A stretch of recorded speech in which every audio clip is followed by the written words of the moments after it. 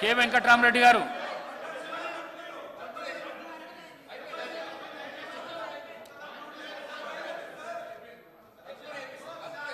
వారికి ఇచ్చిన సమయము అయిపోయింది. ప్రసంగాలకు డీవియేషన్ ఓంగా గంట పైన మాట్లాడండి. డీవియేషన్ ఓంగా గంట పైన మాట్లాడండి. చర్చకు సంబంధించి మాట్లాడితే ఎంత సమయం అన్నా ఇవ్వచ్చు. ప్రసంగాల కోసం ఎందుకు? అధ్యక్ష, నేనే స్వయంగా ఈ సభలో మీ సాక్షిగానే వారి ఇష్టం వచ్చిన ఆరోపణలు చేస్తున్నప్పుడు నా ఆస్తుల మీద నా మీద విచారణ చేసుకోండి అని చెప్పిన. ఆ రోజు చెప్పిన దానికి ముఖ్యమంత్రి గారు వెంటనే కమిషన్ ఏర్పాటు చేస్తున్నామని సంతోషం వెల్కమ్ చేసినాం. అయితే కమిషన్ ఎట్లుండాలి అధ్యక్ష?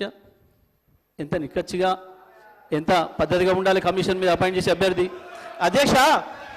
అధ్యక్ష మీరు ఏ కమిషన్ అయితే ఎవరినైతే నియమించిండ్రో ఆ అభ్యర్థికి వ్యతిరేకంగా వారు భూ కబ్జాదారుడు అని చెప్పి ఆనాటి పిసిసి ప్రెసిడెంట్ గారు ఉత్తమ్ కుమార్ రెడ్డి గారు, వి హనుమంతరావు గారు గౌరవనీయులకు చెప్తా ఉన్నాము. కమిషన్ కు సంబంధించిన చైర్మన్ అంశం ప్రస్తావనకు ఈ సభలోకి తీసుకురావడం సరికాదు. నేను ముఖ్యమంత్రి గారు మాట్లాడింది చాలా బ్రాడ్ పర్స్పెక్టివ్గా మాట్లాడారు.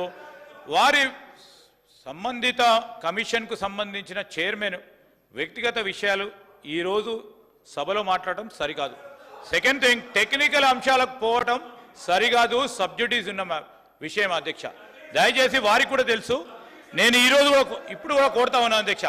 ఇప్పటి వరకు గౌరవనీయులు జగదీశ్వర్ రెడ్డి గారు మాట్లాడింది 1 గంట 6 నిమిషాలు. మేము మా గౌరవ ముఖ్యమంత్రి గారు మేమందరం మాట్లాడింది దాన్ని తీసిపోగా 1 గంట 6 నిమిషాలు మాట్లాడారు. గంట మేము మాట్లాడలేదు సార్. మేము వారి ప్రత్యేకంగా చెప్తా ఉన్నాం. మీరు కూడా సమయం చూసుకోండి అధ్యక్ష. దయచేసి మీరు వారిని కంక్లూడ్ చేసి ఇంకో సభ్యులకు అవకాశం ఇవ్వాలని మీ ద్వారా కోరుతా ఉన్నాం అధ్యక్ష. ప్లీజ్ జగదీశ్వర్ రెడ్డి గారు. అధ్యక్ష కమిషన్ విషయం నేను తెలియదు అధ్యక్ష. అసలు ఆ ముచ్చటే రాలేదు నేను మాట్లాడేటప్పుడు. మీరు చూసిండ్రు, ప్రజలు కూడా చూసిండ్రు. కమిషన్ విషయం తెచ్చింది వారి ముఖ్యమంత్రి గారు. మరి సబ్ జ్యుడిషియల్ అయినప్పుడు వారు ఎట్లా తీస్తారండి? వారు తెచ్చిందా మీరు నన్ను మాట్లాడుతుంటే? వారు మాట్లాడేటప్పుడు సబ్ జ్యుడిషియల్ కాదు, కానీ నేను మాట్లాడేటప్పుడు సబ్ జ్యుడిషియల్ ఎట్లయితుందండి ఎల్ఏ మినిస్టర్ గారికి? ఇది ఆశ్చర్యంగా ఉంది. పైగా అది జ్యుడిషియల్ ఎంక్వైరీ కాదు అధ్యక్ష, వారేసింది అది జ్యుడిషియల్ ఎంక్వైరీ కాదు.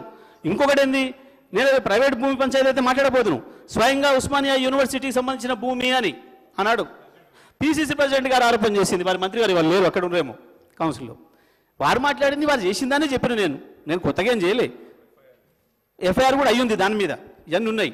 మరి అటువంటి పరిస్థితుల్లో వారు ప్రెస్ పెట్టి ముందే అయిపోయింది, నిజమైన పొరపాటు జరిగిపోయినాయి, ఇక నేను నష్టాన్ని అంచనా కట్టుడే ఉంది అనగానే వారి ఉద్దేశం మాకు అర్థమైపోయింది స్పష్టంగా. వీరు కూడా వేరే విదేశంతో ఉన్నారు, వారు మాట్లాడుకుని వేసుకునే పద్ధతి ఉన్నట్టుంది. కాబట్టి మనం తప్పకుండా న్యాయం కొరకు పోవాలి అధ్యక్ష. ఒక జ్యుడిషియల్ కోర్టులో కూడా జడ్జి పట్ల కానీ పీపీ పట్ల కానీ ఒక వేరే అభిప్రాయం ఉన్నప్పుడు, నాకు న్యాయం జరగదని ఇక్కడ ఒక అభిప్రాయం ఉన్నప్పుడు సాధారణమైన అక్యూజ్డ్ కూడా కోరుకునే హక్కు ఉంది, ఇక్కడి నుంచి నన్ను మార్చండి అని రాజ్యాంగంలో. మరి కేసీఆర్ గారు ఎందుకు కోరుకోకూడదు అధ్యక్ష? స్పష్టంగా కనపడ్డది వారు చేసింది. ఒకవేళ మేము కేసీఆర్ చేసింది తప్పే అయితే ఇప్పుడు వీళ్ళు సుప్రీంకోర్టును తప్పబెడుతున్నట్టు అధ్యక్ష. సుప్రీంకోర్టు తీర్పు ఎట్లా మాట్లాడుతుంది అధ్యక్ష? ఇందులో ఇదేందన్నట్టు అధ్యక్ష? తీయండి జ్యుడిషియల్, నిజంగానే కనుక తప్పే అయితే కేసీఆర్ గారి వాదన కరెక్ట్ అని చెప్పి సుప్రీంకోర్టు ఇచ్చింది అధ్యక్ష. ఇవాళ సుప్రీంకోర్టు కేసీఆర్దే న్యాయం అని చెప్పింది. ఇంత స్పష్టంగా చెప్పిన తర్వాత కూడా వీరు ఇష్టం వచ్చినట్టు వీరు మాట్లాడి ఏదో మా మీద ఏదో మాట్లాడితే, గౌరవ ముఖ్యమంత్రి గారు కోర్టును కూడా తప్పుదోవ పట్టించి కోర్టు నిర్ణయాలను కూడా సభలో తప్పుదోవ పట్టించే విధంగా మాట్లాడుతున్నారు అధ్యక్ష. ఇట్లా మాట్లాడితే ప్రాసిక్యూట్ చేయాల్సి వస్తుంది. వాళ్ళు వెళ్ళిందే జడ్జిని మార్చమని వెళ్ళలే, కమిషన్ను రద్దు చేయండి, మేము సత్యహరిచంద్రులము, కమిషన్ని రద్దు చేయండి అని వాళ్ళు వెళ్ళిండ్రు. రద్దు చేయమని కారణము చైర్మన్ను చూపించిండ్రు. దాంతో హైకోర్టు ఏమన్నదంటే కమిషన్ రద్దు చేయము, చైర్మన్ మార్చేది లేదు, మీరు విచారణ ఎదుర్కోవాల్సిందే అని చెప్పింది. సుప్రీంకోర్టుకి వెళ్ళినప్పుడు మీరు కమిషన్ రద్దు చేయమని అడిగిన అది కుదరదు, మీ అభ్యంతరం అంతా చైర్మన్ ప్రెస్ మీట్ పెట్టిండని మీరు అభ్యంతరం పెడుతున్నారు కాబట్టి చైర్మన్ను మార్చడానికి మీరు రాష్ట్ర ప్రభుత్వం సుముఖంగా ఉన్నదా అని కోర్టు మమ్మల్ని అడిగింది 2 గంటలు వాయిదా వేసి. మేము కోర్టుకు స్పష్టంగా చైర్మన్ను మార్చడానికి రాష్ట్ర ప్రభుత్వానికి ఎలాంటి అభ్యంతరం లేదు, మీరు ఆదేశిస్తే మేము మారుస్తామని కోర్టుకు చెప్పినాం. వాళ్ళు అడిగింది కమిషన్ను రద్దు చేయమని. వాళ్ళ కమిషన్ రద్దు చేయమన్న విజ్ఞప్తిని కోర్టు తిరస్కరించింది. కానీ వయా మీడియాగా చైర్మన్ను మార్చి మీరు ఒక విచారణ కొనసాగించండి అని కోర్టు ఇచ్చింది. వాళ్ళ క్లీన్ చిట్ వచ్చినట్టు కాదు, కేసీఆర్ వాదనను కోర్టు తిరస్కరించింది స్పష్టంగా సుప్రీంకోర్టు. ఇప్పుడు గొంతులో వెలక్కాయ పడ్డట్టు కక్కలేక మింగలేక వాళ్ళు ఏం చేయాలనో దిక్కు తెలవక ఈరోజు ఉన్నారు అధ్యక్ష. Point number 1. పాయింట్ నెంబర్ 2, వారు మేము BHELకి ఇచ్చినాం, మేము అద్భుతాలు చేసినాం, దానివల్ల రాష్ట్రానికి ఎంతో ప్రయోజనం జరిగింది, లేకపోతే కేంద్ర ప్రభుత్వం 50% ఉత్పత్తి చేయమని అన్నది, కాబట్టి సూపర్ క్రిటికల్కు సబ్ క్రిటికల్కు పెద్ద తేడా లేదని వారు ఉపన్యాసాలు చెప్తున్నారు అధ్యక్ష. నేను మీ దృష్టికి తీసుకురావాల్సింది ఒకటే అధ్యక్ష, భద్రాద్రి పవర్ ప్లాంటు 2015లో వీళ్ళు ఒప్పందం చేశారు అధ్యక్ష. 7,290 కోట్ల 60 లక్షలకు అధ్యక్ష. వీళ్ళు ఏంది 2015లో ఇచ్చేసి 2017లో పూర్తి చేస్తారు, 2 సంవత్సరాలని చెప్పి ఒప్పందం చేశారు అధ్యక్ష. ఇది ఎప్పుడు పూర్తయింది అధ్యక్ష? ఎందుకు చెప్పారు? ఇది అత్యవసరం ఉంది కాబట్టి సబ్ క్రిటికల్ టెక్నాలజీతో ముందుకు పోతాం, రెడీగా ఎక్విప్మెంట్ ఉన్నది, మేము అందుకోసం సబ్ క్రిటికల్ టెక్నాలజీకి వెళ్తున్నామని చెప్పి సభలో చెప్పడమే కాకుండా కేంద్ర ప్రభుత్వానికి చెప్పి కాంట్రాక్ట్ ఇచ్చేసారు, ఇండియా బుల్స్కు బెయిల్అవుట్ చేశారు. ఎప్పుడు పూర్తయింది అధ్యక్ష? 2022లో పూర్తయింది అధ్యక్ష. 2 ఏళ్లలో పూర్తి చేస్తామన్నది 7 సంవత్సరాలు పట్టింది. 7,290 కోట్లతో పూర్తి చేస్తామన్న ప్రాజెక్టు 10,515 కోట్ల రూపాయలు అయింది అధ్యక్ష. 3,225 కోట్ల రూపాయలు వాళ్ళు ఒప్పందాలు చేసిన దాని మీద పెరిగింది అధ్యక్ష. అంటే దాదాపుగా 45% అంచనాలను పెంచి ఈరోజు పర్ మెగావాటు 9,73 లక్షలకు పర్ మెగావాట్ పడ్డది అధ్యక్ష. 1,000 కోట్ల రూపాయలు ఇయ్యాల మింగి విద్యుత్ సంస్థల మీద భారం మోపి 81,000 కోట్ల రూపాయలకు అప్పుకు కారణమైంది అధ్యక్ష. Point number 1. Point number 2, Nalgonda జిల్లాలో పెట్టొద్దా? నల్గొండ ప్రజలను ఏదో నేను మభ్య పెడుతున్నా, లోకల్ సెంటిమెంటును రెచ్చగొడుతున్నా అని వారు అనుకుంటున్నట్టు. వారి విశ్వసనీయత జిల్లాల మన పార్లమెంట్ ఎలక్షన్ల అసెంబ్లీ ఎలక్షన్లలో స్పష్టంగా చెప్పిండ్రు.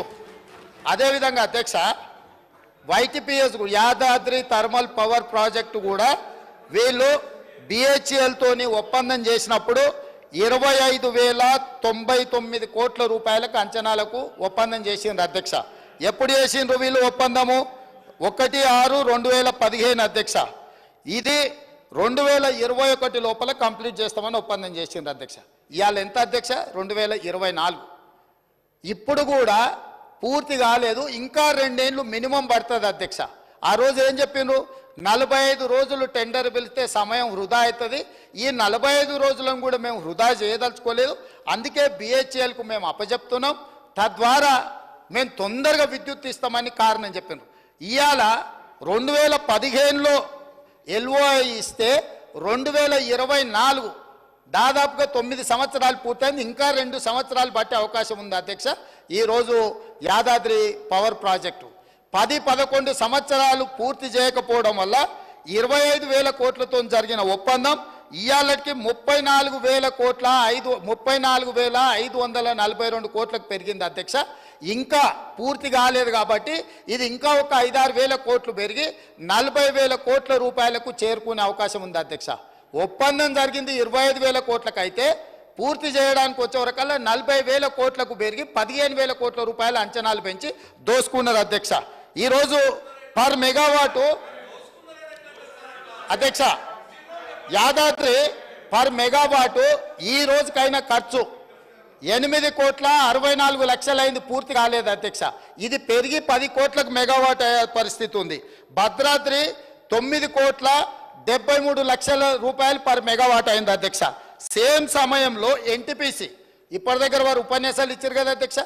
తెలంగాణ పునర్విభజన చట్టంలో ఆనాడు మన్మోహన్ సింగ్ గారు తెలంగాణ విద్యుత్ సమస్యలను పరిష్కరించడానికి, తెలంగాణకు శాశ్వతంగా విద్యుత్తును ఇవ్వడానికి NTPC ద్వారా ఆంధ్రప్రదేశ్ పునర్విభజన చట్టం 2014లో 4000 మెగావాట్ల పవర్ ప్రాజెక్ట్స్ తెలంగాణలో నిర్మించి అందులో ఉత్పత్తిలో 85% తెలంగాణ రాష్ట్రానికి ఇవ్వాలని చట్టంలో పెట్టి పొందుపరిస్తే వీళ్ళు 1600 మెగావాట్లకు మాత్రమే ఎన్టీపీసీకి పవర్ ప్రాజెక్టు నిర్మాణానికి ఆనాటి ప్రభుత్వం అనుమతి ఇచ్చింది అధ్యక్ష, 4000కి ఇవ్వకుండా.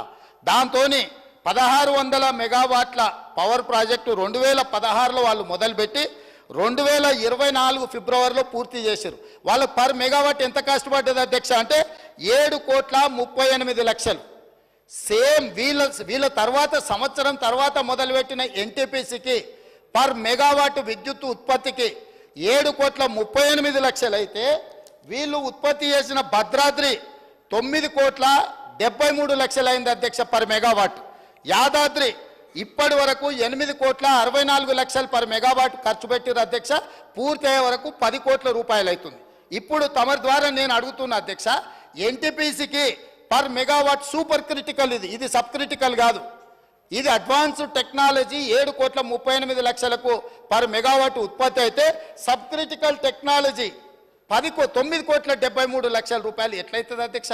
ఎక్కడికి పోయింది అధ్యక్ష ఈ సొమ్ము? పర్ మెగావాట్ 2 కోట్ల పైగా, అంటే 1080 మెగావాట్ల విద్యుత్ అంటే 2.5 కోట్లు పర్ మెగావాట్కు అంచనాలు పెరిగినాయంటే దాదాపుగా 2,500 కోట్ల రూపాయలు భద్రాద్రి పవర్ ప్రాజెక్టులో మింగిందెవరో లెక్క తేలడం కోసమే ఈరోజు విద్యుత్తు మీద కమిషన్ వేసినాం అధ్యక్ష.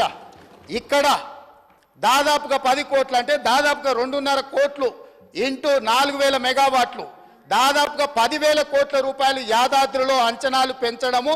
ఈ 10,000 కోట్లు ఎవరు దిగమింగినరో లెక్క చెప్పడానికే ఈరోజు ఈ దేశం అధ్యక్ష. 3 తెలంగాణనే. ఇక మూడవది కిషన్ రెడ్డి గారు మమ్మల్ని అడిగినరు, బా ఎంత దోస్తులు అయిపోయారు అధ్యక్ష, కిషన్ రెడ్డి, జగదీశ్వర్ రెడ్డి, కేటీఆర్ వీళ్ళందరూ చుట్టాలు అయిపోయినారు అధ్యక్ష. ఢిల్లీకి సీకట్ల పోయి బామార్దులు పోయి ఢిల్లీలో సీకట్ల బిగ్గర కాళ్ళు పట్టుకోగానే వీళ్ళంతా చుట్టపోళ్ళు అయ్యారు అధ్యక్ష. నేను వీళ్ళు ఎన్టీపీసీకి వీళ్ళు 4,000 మెగావాట్లకు కాంగ్రెస్ అనుమతి ఇస్తే 1,600